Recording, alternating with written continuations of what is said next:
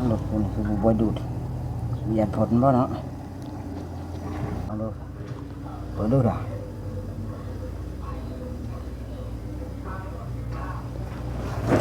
เลยเปิดน้ำบ่เลยนี่ครับบัตรได้นะครับปิดไว้บัตรเฮาสิเดินท่อตัวอื่นไปเฮาเดินท่อเข้าแท่งเข้าหยังได้นะเฮาจังเปิดตัวนี้ของงอของยังมันอันนี้มันโยกพี่น้องไงโอ้ยไปเลยใส่ดิมาเริ่มช่วยไปเลยมาเลยค่ะผู้ชาย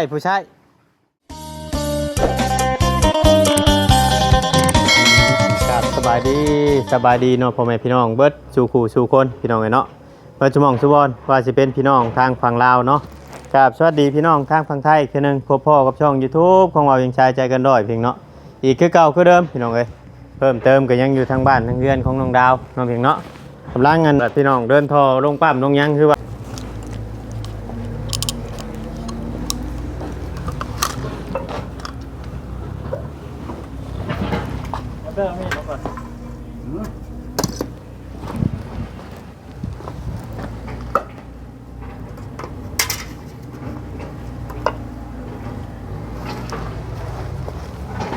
đi phải phun này nữa rồi để nó เท่านั้นนะ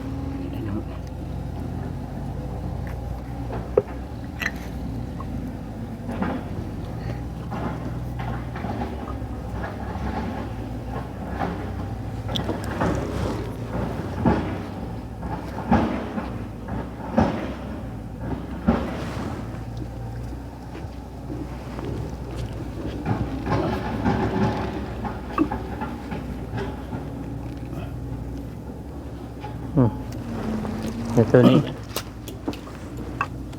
เอาต่อตัวนี้กันนะพุทธต่อเช่นพาแล้วจะแทกไปแทกแล้วเจ้าก็ตัดเปิดเด็กจังเลย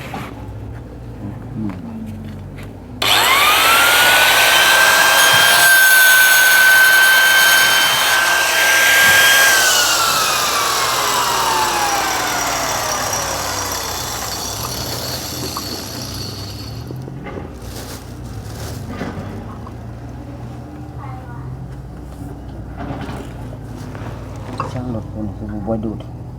เหยียดผลบ่เนาะ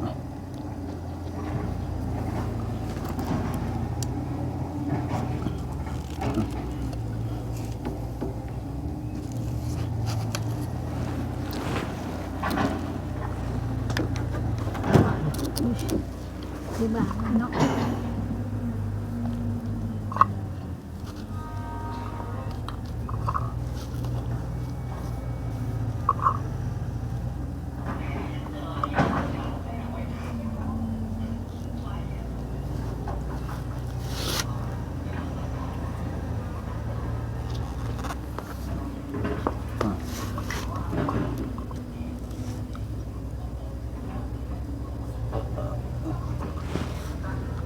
เปิดน้ำมาไล่บัน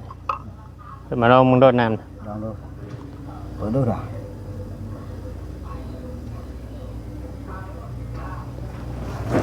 เลยเปิดน้ำบ่เลย นี่ครับบัตรได้นะครับปิดไว้บัตรเฮาสิเดินท่อตัวอื่นไปเฮาเดินท่อเข้าแท่งเข้าหยังได้นะเฮาจังเปิดตัวนี้ของงอของยังมันอันนี้มันตัวนี้ไว้มุนเข้าแท่งตัวนี้ท่อตัว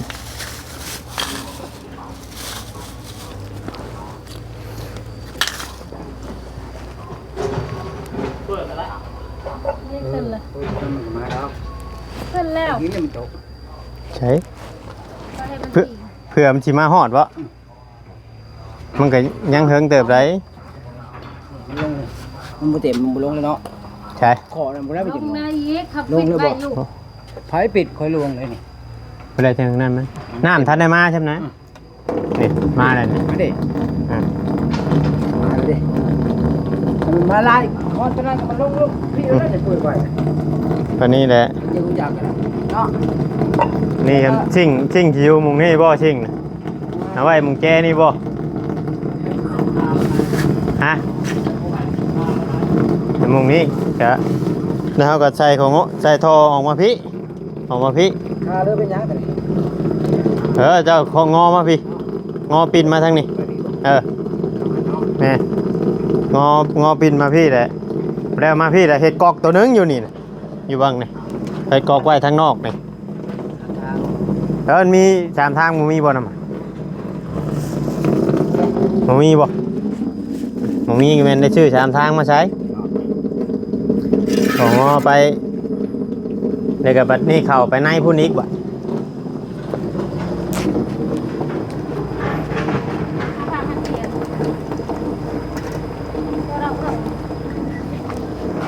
ว่าต้องเห็ดกอกไว้นอกตัวนึงไว้ดังเถื่อบัดล้างถ้วยล้างบวงอย่างนะเขาเปิดไว้อยู่นอกพี่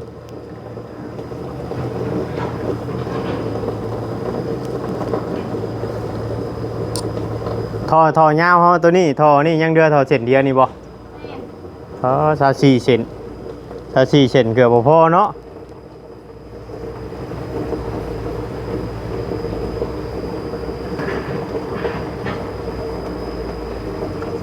24 เซนเกือบบ่พอและกับมันบ่นั่นกับแม่นเอาตัวนั้นได้ตื่มตัวนั้นเป็นโทนเดียวกันคิดตะกี้คิดว่าสิเดือบ่เดือโค้งแนวโค้งไก่เนาะ เนาะไปนี่เนาะ เอากอกเฮา ไปพุ่นได้เรือมาพี่ก็ได้ตอนนั้นเอาอย่างนี้ไปห้าเนาะ มาพี่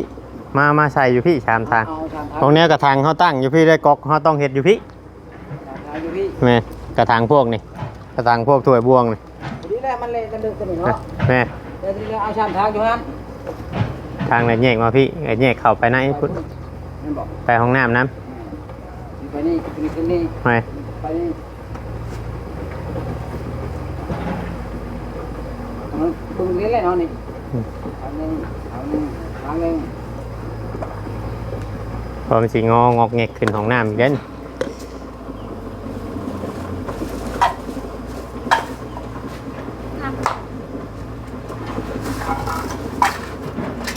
อย่ามานี่ให้ไว้ก่อนบืนเอาใหม่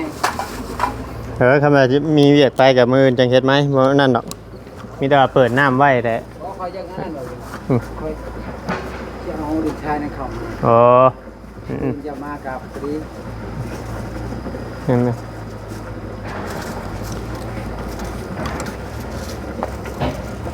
แม่นปิดไว้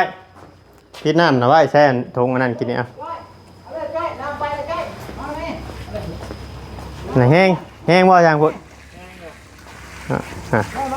แห้งโยมันถูกเนาะแห้งอยู่เด่นตาตาน้องดิแห้งโยพี่น้องเลย โอ้ยไปเลยใส่ดิมาเริ่มช่วย ช่วยกันเลยค่ะมาเลยค่ะ เอาเลย ผู้ชาย ผู้ช่วยค่ะพี่อ่ะ มีแต่ว่าอันนั้นแหละปิดก่อนก็ได้ปั๊มน้ำนะเอาบ่ได้อยู่เดี๋ยวตัวนี้ก็ปิดไว้มีแต่ว่าได้จังนั้นผู้ที่ได้มื้ออื่น โอ้ยจะขึ้นในถามละเนาะมาถ่ายคลิปบ่ได้น่ะ ถ่ายคลิปมันแหละ ไปจากไหนเนาะเกินเป็นคนไปที่ไปจากไหน มีแต่ว่ามื้ออื่นเฮาจังต่อเข้าซิ่งเข้าห้องน้ำ เขาไม่ได้เป็นในแบบยิงได้บอกเจ้ายึดได้ไพ่จิงต่อ โอ้กระจางหามาเรียงมาบอก เนาะ ยิงบอกนี่สั่งไม่ได้เป็นแล้ว นี่นั่นตัวนี้กับทอ18คือกันเพื่อเฮาใส่เข้าห้องน้ำบางอย่างมันบ่พอก็เอาตัวนี้ได้ใส่ว่ามัน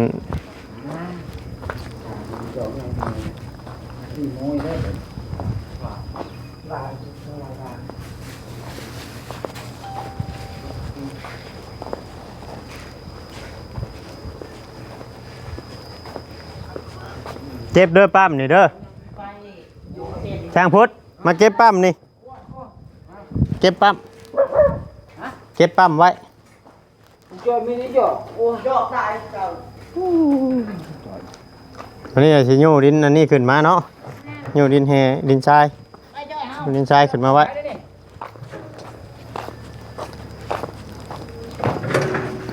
ดินทรายก็ยังได้เติบ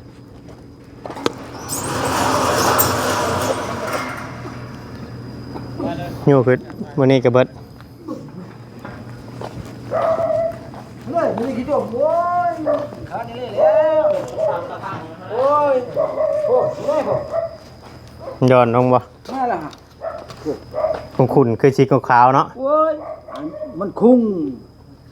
มันคุงโพดบ่เนาะ มันคุ้งพูดแต่ผมมันบ่ขึ้นแล้วจากชุบน้ำเนาะสมมุติได้เนี่ยมันจะบกแน่น่ะมีกี่ตัวมันเข้ามามันก็แรงมันก็ นะไปไว้เฮือนครัวน่ะ อันนี้คือการ เขาไปตั้งไว้เฮือนครัวชั้นไว้เฮือนครัวเถื่อว่ามันฉุกเฉินเว้าบ่ได้แล้วมันมีก็ ใช่ตรัง ได้ขึ้นมาใช้คือเก่าหั่นแหละ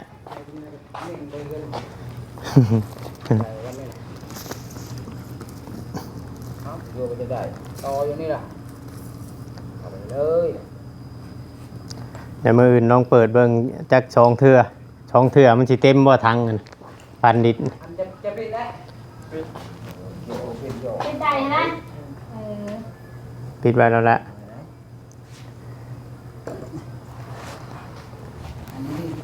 โอ้โหเช้า4เซนบ่พอเนาะ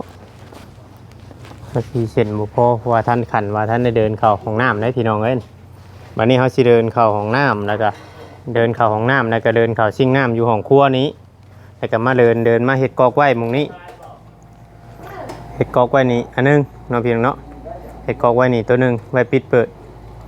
แล้วก็เข้าห้องน้ำมือนี่ให้สำเร็จในการเดินท่อเนาะช่างพุทธเนาะมือนี่ให้สำเร็จให้เรียบร้อยในตัวนี้ เอาชายเข้าก่อน มื้อนี้คือว่าเพิ่นอยู่ชายก่อนพี่น้องเอ้ยอยู่ชายเขาชายอยู่ดอกบาน รอเบิ่งเพิ่น มา ตัดดินแล้ว มานี่เลยเอางอไปพุ่นเดี๋ยวจังใส่ชันทางแยกบัดชันทางแยกแล้วไปพุ่น ไปเลยสามทางเอาไปพุ่นเนาะ แม่น พี่ แม่น มาพี่พุ่นน่ะตั้งอยู่นี่ก็แยกอยู่นี่เล็ดหน่อย เพิ่นว่าบ่ให้มันใกล้ฟ้าทางนั้นปานใด ไก่ขาไปอยู่พี่เด้อ อยู่ช่วงกลางนะหมุง ว่าเอา เฮ้ยบ่อยู่กลางไรก็ใกล้ขี่ตะไคร้อีกไปขี่ตะไคร้บ่ว่าแห่งสิเฮ็ดใหญ่แม่นบ่ซ้ำนี่น่ะพอดีแล้วเขาว่าทำเฮ็ดใหญ่นี่บ่ได้เด้ แม่ที่ว่ามันได้กินไปเอาแล้ว เนี่ยเอาสิ่งมานี่ นั่นแหละก็คิดว่า สิ่งมันมาตั้งมันสิอยู่หมุงนี้อยู่แล้วนี่ แม่น ขี่ตะไคร้สมมุติว่าเฮ็ดใหญ่นี่ห่วยมันก็เต็มเบิดแล้วแถวนี่ พี่แล้วอ๋อพี่มันไก่ตัวนี้อีกเนาะยิงตาม บัดนี้ห้องนี่น่ะคือว่าจุดสำคัญน่ะหลักๆแล้วก็คือรถจักรเรานี่แหละเข้ามานี่รถจักรเราก็เข้ามาเก็บอยู่นี้สิ่งก็เข้ามาเก็บอยู่นี้สมมุติว่าชื่อทานหลายชอบเราก็จะเข้ามาไว้อยู่นี่อยู่แล้วทาน แม่นั่นจะไปทางนั้นเนาะ นี่ จากแม่ชิมกับตั้งนั้นแน่ ตั้งนี้ได้ตั้งมุงเอาเข้ามามุงนี่ได้เข้ามามุงนี้ให้มันห่างจากฟ้าตัวนี้หน่อยนึง ถือจะได้เลยเองใจแค่หมาในคนนี้แต่ไม่ได้ไม่ใช่ว่า ในมือน่ะให้มันได้ ยิงตามให้ ผ่าพันเกี้ยวนี่ยังสิได้ใช้อยู่เด้อเก็บไว้เด้อนี่สิได้ใช้บัดโตเขาชิ่งตั้งถั่วนี้นี่เอาไว้ทุ่งมันนี่ บาย พอยังสิได้ใช้บัดโตเขาชิ่งตั้งถ้วยตั้งบวงนี่โตเขาตัวนี้มาแง้วมาทางเด้อสัน อยากน้องๆจะไปเอาอยู่จ้ะ โอ้ยชมท่าน จมบอก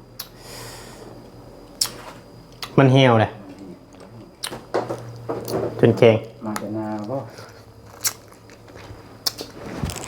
ช่วงว่าเอิญ ถือเนาะ มึงเงี้ยวจุมเจ้าว่าเอิญมาเขาเล่นมาปอกไล่บอกคือหมากยังเจ้าเอิญหมากยังก็จุมเจ้าเอิญ เละ เขาเล่นบ่ เละจ้ะ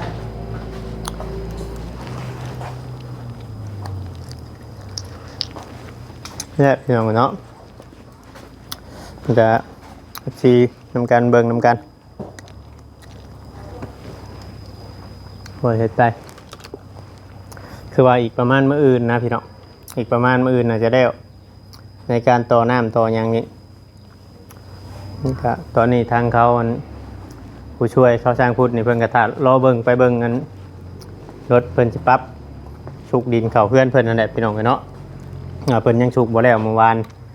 เพิ่นยังเคลียร์พื้นที่บ่ได้มันมีน้ำมันบวมมันหยังแดดอันนั้นมันเฮ็ดยากพี่น้องเนาะลองเบิ่งบัดนี้เฮาใช้เบิ่งปั๊มตัวนี้ลองเบิ่งแหละมันสิมีปัญหาบ่มันสิคือเก่าบ่คนจะกินเบิ่งนี่ถ้ามันบ่พุ่งนี่ถือว่าได้มันจะกินดูหาเราจะไปอันโดดไฟลงก่อนเพราะว่าตอนใช้ปั๊มตัวนั้นคอยเด้งไฟได้แม่คำว่าเฮาใช้ปั๊มน้อยเฮาก็ต้องโดดไฟลง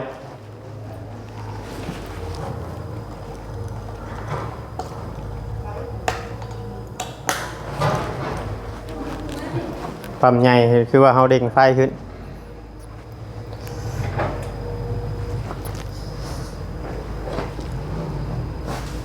ได้ตัวยาวนี่ลูกใส่น้ำฉางเนาะบ่อีกเนาะแม่มันใช่แบบน้ำสางเฮาคุดแหละเฮาถิ่มลงน้ำมันลายดีมันจังสิใช้ได้มันใหญ่เลยความแห้งว่าง่ายแห้งแบบมันดูดมามันแห้งมันเข้ามามันแม่ว่าอยู่ยากเฮาเล่นเนาะแล้วใส่หยอกใส่ยางกับบัดเฮาเดินน้ำเดินหยังแล้วก็ให้เราเก็บไว้แล้วบัดแล้วเก็บม้วนไว้เผื่อบัดโหดพาโคดหยัง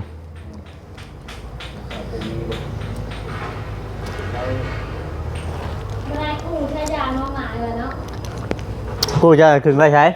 กูให้ยังมันบ่ได้เพิ่นบ่ได้ใช้บ่กูจะเอาขึ้นไว้ใช้เพื่อนเราบ่ได้มีกุญแจแต่พอเรายังบ่ได้มีกุญแจเนาะช่างพุทธจะไปโทรเด่นน้ำกันเลยบ่จำจ้ะแม่ยาลุงแม่แม่เป็นยังบ่ดิจากแรกมันอยากเอาย้อยเดี๋ยวไปจ้ะย่านแป้งละว่าเรื่องว่าโบบะบ่ชงได้จ้ะไปหน้าเข้าไปแช่แป้งมันลุงแม่กันเลยแป้งเฮ็ดยังเริ่มบ้าเริ่มบ้าว่าเรื่องโบบะยังสอนเงินอยู่เนี่ยนั่งกันยืดผ่าที่เฮาดิยังระวังเด้อถ้าจ้อยเด้อไปหยอกมันเด้อบ่แม่นให้หยอกเด้อว่าแล้วมันบ่เคยหยอกไปหยอกเลยเอ้าหยอกอยู่ร้องเฮานั่นร้องเฮาน่ะไปเข้าผู้พี่บ้าเพิ่นแน่เนาะแม่นแล้วบ่ได้แล้วแม่นั่นบอก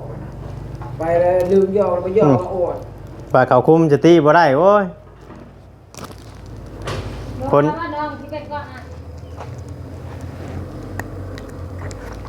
มันหักเป็นไปแล้วไปช่วยเอ้ยบ่แน่ได้ดอกมันบ่แน่ได้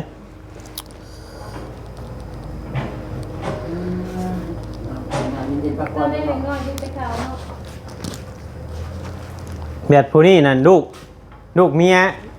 ใหม่บ่ลูกผัวใหม่บ่ผู้ใหม่บางตัวเป็นอะไรบ่อันผู้อันเพราะฉะนั้นผู้เขาย่านเดี๋ยวนี้นะลูกผัวใหม่ราชการหันชามาน้องถามได้เนาะถามได้เนาะแม่ยาคนเดียวบางทีร้านเนื้อเป็นอายหมดอ่ะร้านแล้วก็ลิ้นแล้วก็แล่ลูกละค่ะลิ้นดันเล่พอรับมาทำงานแต่การตะกี้เราไม่เห็นมาเลยเนาะอยากไปดูชายเพราะพ่อกับแม่นี่บ่พ่อไผพ่อกับร้านนี่นะไอ้ท้ายปัญหาเหตุการณ์เหตุงานทุกอย่างนี่แล้วเราบ่ได้มาเลยแล้วเราว่าพ่อเราตายก็แม่แล้วอันบ่เห็นได้มาแบบว่าไปบ่เห็นข้าวเลย30กว่าปีแล้วจนเมียเอาผัวใหม่ว่าง่ายๆซะอ๋ออันที่ว่าเหตุผลเมียเอาผัวใหม่นี่แบบว่าบ่ได้ยังบ่ได้จักคักว่าพ่อตายนี่เอาสร้างเป็นเนาะแบบนี้กันเนาะบ่ฮู้ข่าวว่าผัวบ่ได้ฮู้ข่าวว่าผัวนั่นก็ยังกล้าเอาผัวใหม่เนาะแต่ก็เอาคนเฮานี่บ่กล้าเอานะคำบ่ฮู้ว่าผัวตายแท้เฮาชาวบ้านติเราเองเนี่ยฮู้ก็บ่ฮู้จักนำเพิ่นเนาะแต่ว่าโทรไปชื่อนี่ก็ยังบ่ฮู้ดอกมันก็สิว่าเนาะมันหลายปีแล้วเนาะมาลงทะเลทะเล30กว่าปีแล้วบ่เวียงแต่ว่ายังน้อยแต่ท่านให้คุย ลูก แสดงว่าบ่าวกีรันนี่อายุนี่รัก30แล้วเบิ่ง ชามชีพได้ มาแล้วว่า26นี่บ่แม่นเนาะ บอลโมแมน อ่า แล้ว เราบ่จื้อเนาะ โมแมนแล้ว บ่แม่นเลยได้นะ ที่เมืองน้อง สา เรา มสิบ นะ คน นี่น้อง 30บาทก็ไม่ใช่ล่ะ น้องเราก็ได้ลูกสองคน เพราะยันสิแม่นรุ่นเดียวกับทุกข่อยนี่เนาะคำว่านั่นกันเนาะมึง35 34 35นี่เนาะ นั่นผู้ใดเอ้า น้องเราสองคนกับคนนึงก็ได้ลูกสองคนแหละ ลูกก็หลานแล้วก็ไงมา หลานเราก็คุณนั่นฮอตชิปไปโกปีจะบอก แม่ อ่า ลูกน้องสาวล่ะ ลุงน้องสาวล่ะชิปโกปีไร เราไม่ได้ลูกน้อยแล้วบ่ หากแต่ว่าแม่นี่ข้าวผัวไม้นี่มาอยู่บ่ มาลากอะไร มาบ้านนี่ได้ แม่ลากก็อยู่พี่แล้วหากไปพี่นี่ โอ้หากไปเฮ็ดงาน วันยาเฮ็ดงานเฮ็ดงานไปแล้ว ผมหาก็ได้หลายบอกยัง งานกับบ่มี คนห นะ ลายบาท งานก็น้อยไปตอนเกี่ยวข้าวแล้วมันขึ้นเล่านี่นะแล้วบัดไปบ้านหญ้าแล้วหุ่นบ้านดอน หานข้าวกี่ร้านนี่นะบ่ได้คอยอยู่น้ำแม่น้ำหยังนี่ไปเรื่อยๆเราเอาตามนั้น แม่ ความลาแล้วเราก็รู้ความจริงอ่ะนี่ ไปบ่ได้คอยอยู่เพราะว่าอยู่บ่คอยถือกันกับพ่อนะบอก แม่แล้ว เขาว่านะ แม่บ่ถือก็ดีแหละต้องบ่ถือก็ดีแหละ อืม ถ้าคอยเห็นดอกตอนคอยอยู่น้ำเมียเก่าคอยว่า มันใกล้กันบ่ ไก่ แม่แล้วท่องหน้ามีก้าวไปว่าล่ะแท้หน้าบาจิรันแท้เฮือนบาจิรัน เห็นได้ เออ หายกันเลยได้บ่ อืม ลูกครัวใหม่แล้วก็ฉับกั เรา น ก็ไม่ได้ตีไม่ได้ยังหรอกใช้เชียงอะไรเนาะ ให้เนาะแต่ที่แบบให้แบบหยังเลยมันอยู่กันบ่ได้บ่ง่ายๆซะ แม่ อ่าฮะพี่น้องเอ้ยประมาณนี้เลยเนาะน้องดาวเพิ่นก็เข้าไปเซโนกับน้องดาพี่น้องเอ้ยเนาะว่าจะได้ขอจบคลิปลงไว้ก่อนผิดพลาดกันใดก็ต้องกราบขอโทษขออภัยคือว่าลงปั๊มลงหยังเรียบร้อยเดินโทรขึ้นแท่งน้ำเรียบร้อยแต่มาแต่มีแต่ว่าพยายามให้เราเปิดน้ำใช่ให้มันเต็มแท่งเนี่ยมันมือเฮาต่อตัวนี้ก็เฮาจังอันนั้นบาดแม่นเฮาเฮ็ดแล้วเดี๋ยวเฮาต่อเข้าของน้ำง่ายแล้วเดี๋ยวแม่นเฮาลองได้นะเฮาลองได้แบบสบายเด้อพี่น้องเอ้ยเนาะคลิปนี้ก็ลำลาไปแล้วอยู่ดีมีแฮงบัดจุกุทุกคนพี่น้องเอ้ยขอกล่าวคำว่าสบายดีบัดจุกุทุกคนเนาะ